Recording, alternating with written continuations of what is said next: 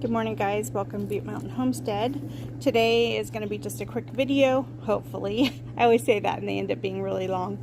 But I ordered 3 shrubs or plants from Bluestone Perennials. I'm not sponsored or anything.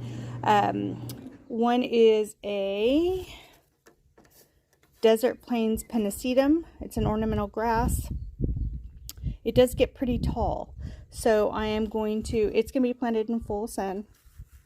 I think Laura from Garden Answer planted one of these and it was massive.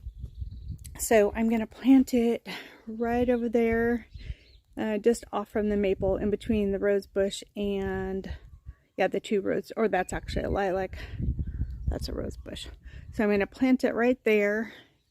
And then this is a salvia. It's a Blue Hill salvia. But they were in a box for a while, so they were a little crispy critter. That is going to get pruned all the way back. And I had critters. I had these sitting on the outside of the shed right over there, and to acclimate them. And a critter had ate some of this during the night. So I'm going to plant it. I'm going to use plant tone to plant the sedum and the Desert Plains. And then I got a Back in Black sedum. Yeah, Back in Black sedum. So, and it does not take any fertilizer. Actually, it doesn't harm. Can kill it, technically. So that's going to go over on the west side by Jean's crawling course and where I planted the bougainvillea, but I'll show you when I get over there. But I'm going to go get my shovel and kneeling pad and just go get these in the ground real quick. This is going to go over in the cottage garden. I am going to try to dig a hole because I have a pink rose. They finally came in stock. So I ordered a David Austin Alnwick. I think Alnwick. I'll try to put pictures on there. And I think I got that from Heirloom Roses. And I got it without a tag. I don't need to pay money for a tag. I know what it was. So it'll still come with the description. But anyways, I'm talking about this right now. See, I digress so quick. Anyways, I'm going to go put these where they're going to go and get them planted. I'm going to prune, at least finish pruning that section of irises and hopefully this section today. I bought some big, huge, like shears, like pruning shears, just so I can get in there. Otherwise, I mean, that right there, those 4 plants took me almost an hour. And my back was fried. So I'm just going to stand over them and cut them back. And then I need to assess the drip situation. I think the emitters I have on most things is not enough. So I need to slowly go through and upgrade the emitters to, I think it was like 1/4 gallon an hour, which is nothing. And that's probably why I lost a lot of things. So I think I bought the 1 gallon per hour. Maybe 2 gallon. I'll have to look. Anyways, I just need to upgrade those. Oh boy, the birds. Holy smokes, watch as I walk. See if they take off. Yep. Oh, there they go. Nope, they're in there just hiding. But and then it's nice right now, so I might get this sprayed. So, but there is a little bit of breeze and I don't want any drift to cause any problems. So I need to wait for it to be completely still, because this has went to seed and I need to stop the seed. Now I could put the pre-emergent on there too, but I might as well, while I have it out, is get the weed killer with the pre-emergent. So alrighty, I'm going to get after it. So I will show you when I do it. Okay, I went ahead and dug the hole. Luckily, I didn't need to dig that big of a hole. And that is about 4 feet from there. And it's only supposed to get 3 to 4 feet wide.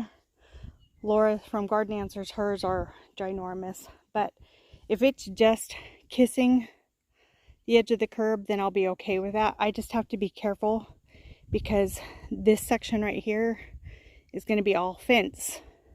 Kind of like the same fence we have, the gray fence that we have for over by the greenhouse.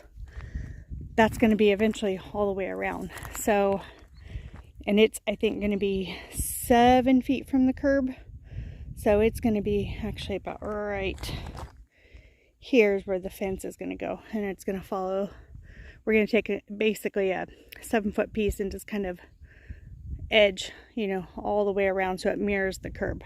But anyways, I think that's enough space that'll be happy on both sides. So I'm going to go ahead, and it says you can plant in these pots, but I don't want to do that. I don't think it works, but so I'm just going to get some plant tone in there, a little bit of stuff over it, and I'm going to separate that. Hold on. Okay, I've got it in there pretty good. It's actually pretty good depth. So I'm just going to go ahead and mix some of this soil blend with some of the native dirt and get it in there.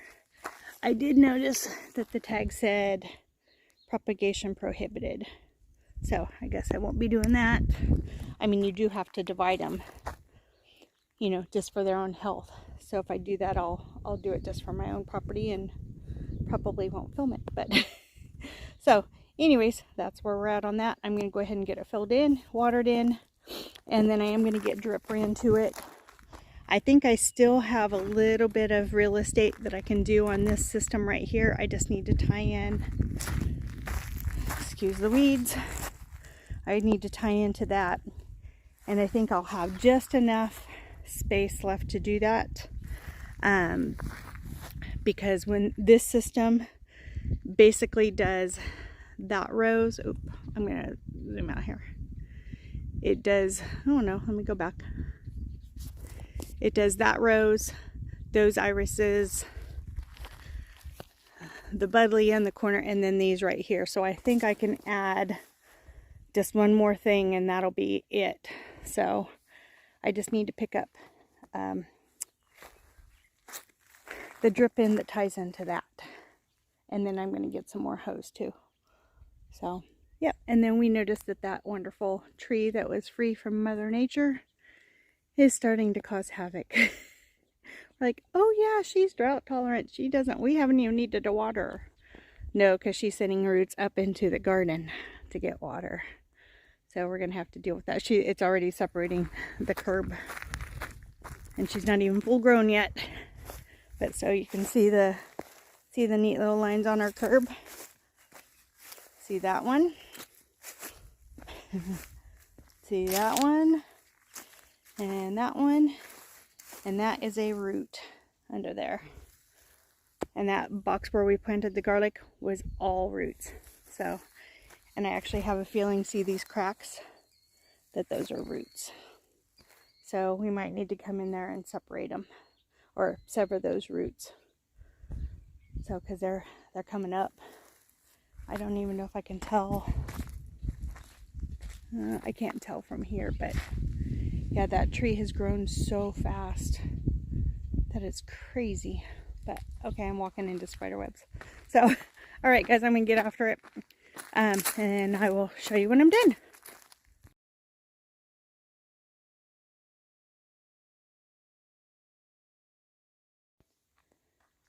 So this is the area where I'm gonna put that sedum, the back and black.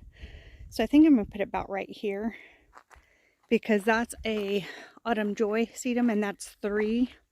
But that's only 1 year old too, or this is the start of the 2nd year. The one out in the garden, that's only 1 plant. And it's been there, I think, this is its 4th year. That thing is a beast.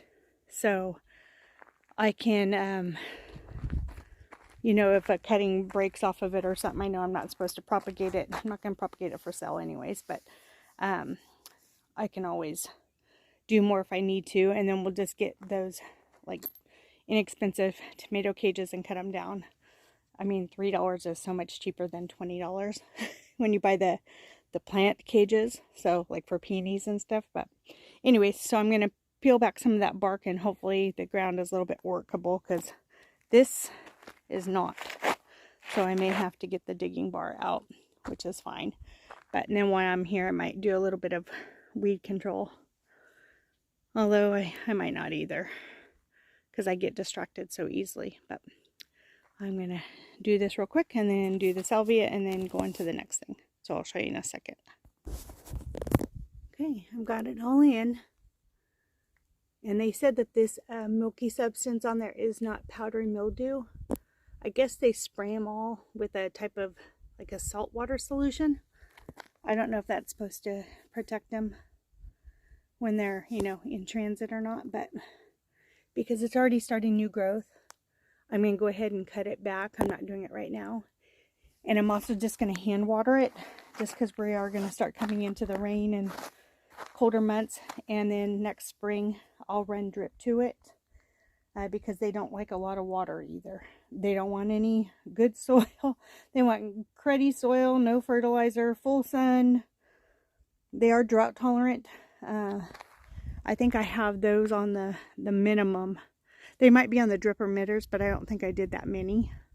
So they're not doing too bad. They're going to need to be cut back here pretty soon too. As soon as I start to see growth down below and the bottom leaves really start to yellow and look kind of tired, then I go ahead and cut them off. So, and I usually use those as like flower arrangements in the house, as long as there's no spider mites on them. So, because we do have inside plants. But anyways, I'm going to go ahead and get these two out here watered in, and then I'm going to go out to the cottage garden and get that salvia planted and kind of assess stuff out there. I haven't been out there looking at it for a few days. So anyways, stay tuned.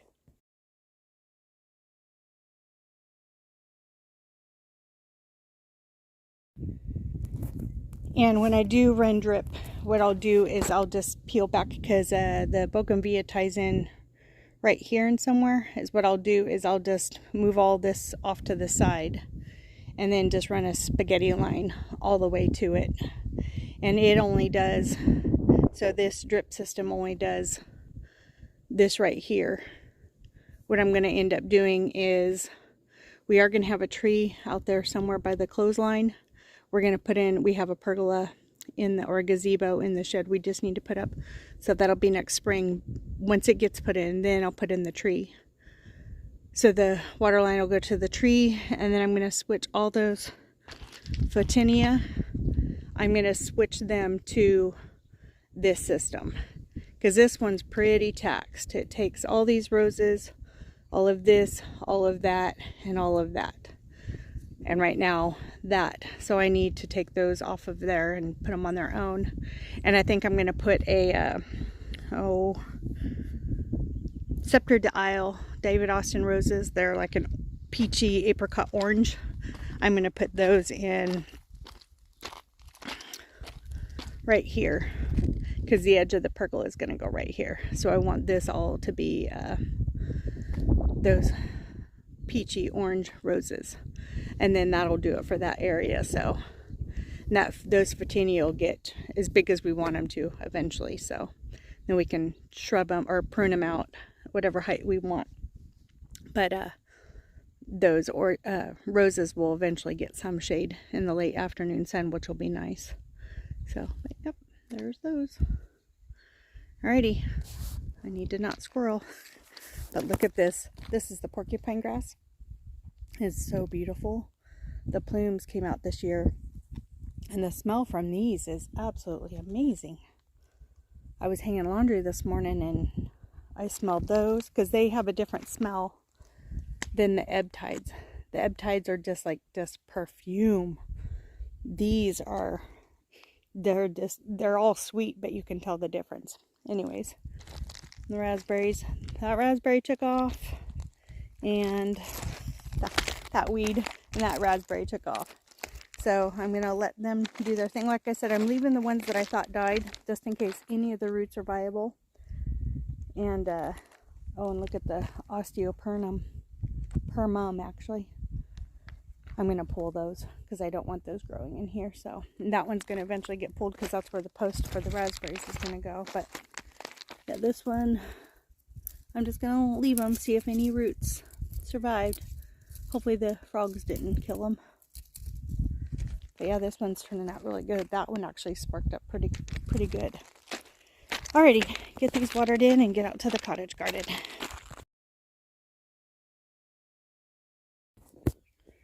Okay, so here I am out in the cottage garden, and as you can see, everything is liking, especially the weed grass that's coming up. But I'm going to cover it with some mulch here in a little bit, so hopefully it'll be all right. But that salvia that I transplanted, it didn't skip a beat.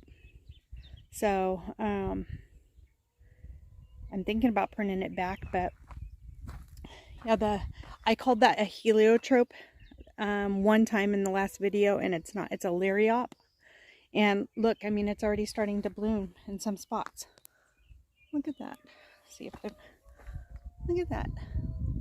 So it'll kind of resemble the salvia blooms, but it's going to be more of that grassy that I'm looking for. Even the echinacea is bouncing back.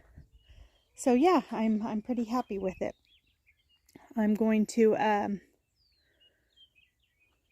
yeah, I'm just taking a look at everything real quick here.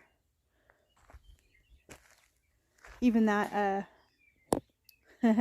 lamb's ear is kind of recovering. So I think the salvia that I have today, I think I'm going to, because this gets watered naturally from all of this business, like the runoff. I do need to tighten up that fitting right there though, because I think that's what's causing that. But yeah, I think I'm going to put the salvia there. That way it kind of just goes like this. And I don't know if I'm going to make a swoop that goes that way, like back there. I'm not sure. But the rose, I'm going to dig the hole for the rose, I think right about here. Because that oak leaf hydrangea hopefully gets as big as it's supposed to. If not, the rose could go right here. But either way, I mean, it's going to be in this area regardless, whether it's here or there. And that right there looks like it's some natural drain or runoff from there. So that's, I'm looking for free water because of our drought situation. So the less I have to purposefully run somewhere, the better. So that right there, I think is going to be the winner. And then it'll spill into this anyways. So yeah, we've got lots of good water going. So I think we're good on the water situation. Yeah, because all the weed grass is liking it too. So I do need to get some mulch down. But so I'm going to get the hole dug, I think right there. Yeah, I think right there. Because that and that are going to be monsters. They're going to be this whole, probably from here all the way, let's see, all the way over to here, barely. And that's going to go all the way over there. So this whole thing is going to be buddleia. That's just how big they're getting for me. And especially since they're on proper irrigation, I think they're really going to take off. That one bounced back because it was, the emitter had fallen out of the container. But anyways, and then after all that is done, I'm going to get these weeds pulled. I am going to end the weed fabric barrier right there at the edge of this box. And I think I'm gonna leave this little spot open right here, and I'm gonna put hollyhocks right there. That way they're growing up tall in the background. I don't know how tall these get, but the hollyhocks get darn near, oh, they're over 7 feet tall for sure. Because those are 8 feet, and they don't quite get 8 feet, but they get close to 7 feet tall. So I imagine them getting as tall as that, and that's what I'm kind of wanting to hide, because it's kind of being considered a structural element for this space, and I don't want it to be a structural element for this space. I don't mind if when the windmill part is put back on, because then it'll be part of there, but I want the hollyhocks to hide it. So I'm going to transplant a bunch of hollyhocks today.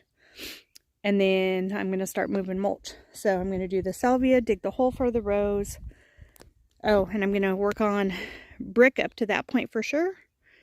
And I have somewhere to be this evening. So, I mean, I do have, it's only 10 o'clock in the morning here. So I still have 5 more hours of work. But I can't do this much at 5 hours in a row without a little bit of a break. But so we'll see where I get. I'll show you when the salvia gets planted. And then I'm going to wrap up this video just so it's not super long. I think it's pushing 15 minutes now, which is not what I wanted. So anyways, let me get it in the ground. Okay, She's in the ground now. And she's about, what, 2 feet from that one.